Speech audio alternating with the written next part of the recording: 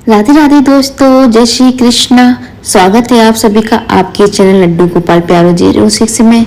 कैसे हैं आप सभी लोग? आशा करती हूँ कि आप लोगों के ऊपर राधा रानी की कृपा होगी और आप लोग राधा रानी की कृपा से बहुत अच्छे होंगे। आज की वीडियो में मैं बात करने वाली हूँ इंदिरा एकादशी के बारे में, लेकिन उससे पहले आप लोग हमारे चैनल को सब्सक्राइब कर लीजिए और वीडियो को पूरा देखिए। पूरा देखने के बाद उसको लाइक कमेंट भी कीजिए और हमारी वीडियो अच्छी लगे तो आप अपने दोस्तों के साथ भी शेयर कीजिए। सबसे पहले बात करेंगे इंदिरा एकादशी के महत्व के बारे में और फिर जानेंगे इंदिरा एकादशी की पूजा विधि क्या है। फिर अपन सुनेंगे इंदिरा एकादशी की कथा। तो चलिए शुरू करते हैं, लेकिन उससे पहले आप लोग हमारे चैनल को सब्सक्राइब जरूर कर लें। इंदिरा एकादशी का महत्व। धर्मराज युधिष्ठिर कहने लगे कि हे भगवान, मैंने भाद्रपद शुक्ल एकादशी अर्थात पाश एकादशी का सविस्तार वर्णन सुना। अब आप कृपा करके मुझे अश्विनी कुमार माह के कृष्ण पक्ष की एकादशी के विषय में भी बतलाइए। इस एकादशी का नाम क्या है तथा इसके व्रत का क्या विधान है? इसका व्रत करने से किस फल की प्राप्ति होती है? भगवान श्री कृष्ण कहने लगे कि अश्विनी कृष्ण एकादशी का नाम इंदिरा एकादशी है। यह एकादशी पापों को नष्ट करने वाली तथा पितरों को अधोगति से मुक्ति देने वाली होती है। हे राजन, ध्यान पूर्वक इसकी कथा सुनो। इसके सुनने मात्र से ही बाय पेय यज्ञ का फल मिलता है। इंदिरा एकादशी की पूजा विधि। इंदिरा एकादशी यानी अश्विनी माह की कृष्ण पक्ष की एकादशी तिथि को ब्रह्म बेला में उठें। इस समय भगवान विष्णु और माँ लक्ष्मी को प्रणाम करें। इसके पश्चात घर की साफ सफाई करें। आप गंगा जल छिड़क कर घर को शुद्ध कर सकते हैं। दैनिक कार्यों में व्रत होने के बाद गंगा जल युक्त पानी से स्नान करें। अब पीले रंग का वस्त्र धारण करें और सूर्य देव को सर्वप्रथम जल चढ़ाएं। अब भगवान विष्णु की पूजा विधि करें। भगवान विष्णु को पीला रंग अति प्रिय है, अतः उन्हें पूजा में पीले रंग का फल और फूल अवश्य अर्पित करें।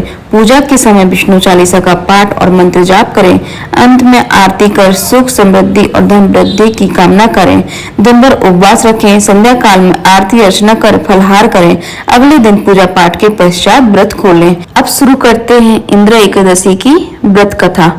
बोलो विष्णु भगवान की जय, तुलसा मैया की जय, श्री राधा रानी की जय, श्री लक्ष्मी मैया की जय।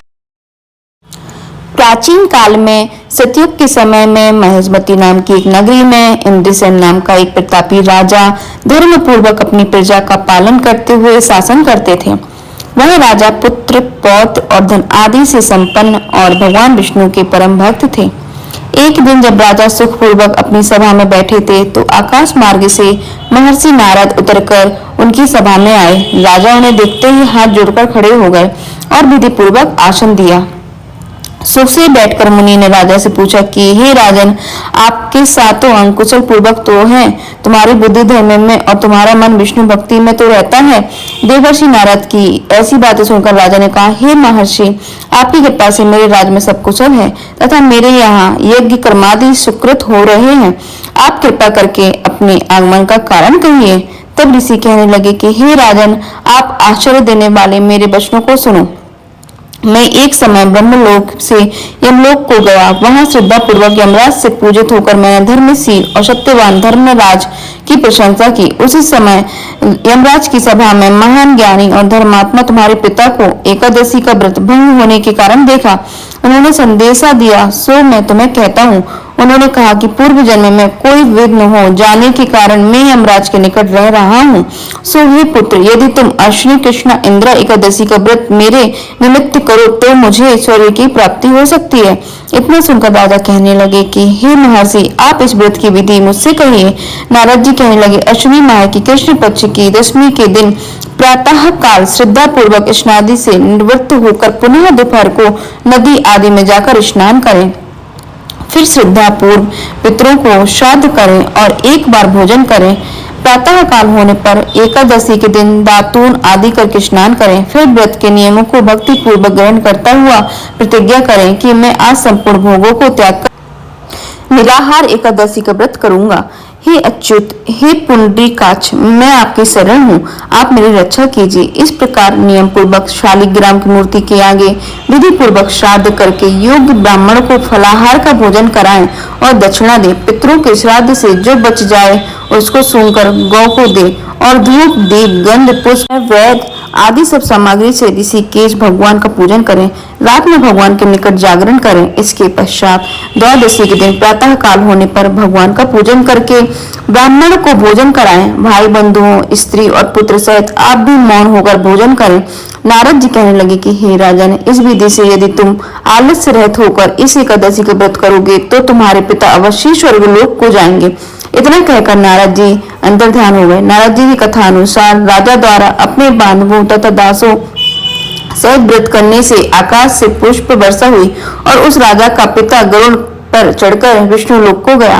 राजा इंद्रसेन भी एकादशी के व्रत के प्रभाव से निष्कंटक राज्य करके अंत में अपने पुत्र को हिंसासन पर बैठाकर स्वर्गलोक को गया। हे युधिष्ठिर, यह इंद्र एकादशी के व्रत का महत्व मैंने तुमसे कहा।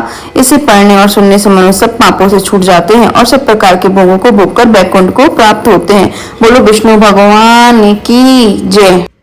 2023 में इंदिरा एकादशी 10 अक्टूबर को मनाई जाएगी, क्योंकि 9 अक्टूबर 2023 को शाम को 12:30 बजे से एकादशी प्रारंभ है और 10 अक्टूबर को मंगलवार के दिन शाम को 3:08 तक इंदिरा एकादशी का मुहूर्त है। इसीलिए इंदिरा एकादशी का व्रत जो है वो 10 अक्टूबर को मनाया जाएगा।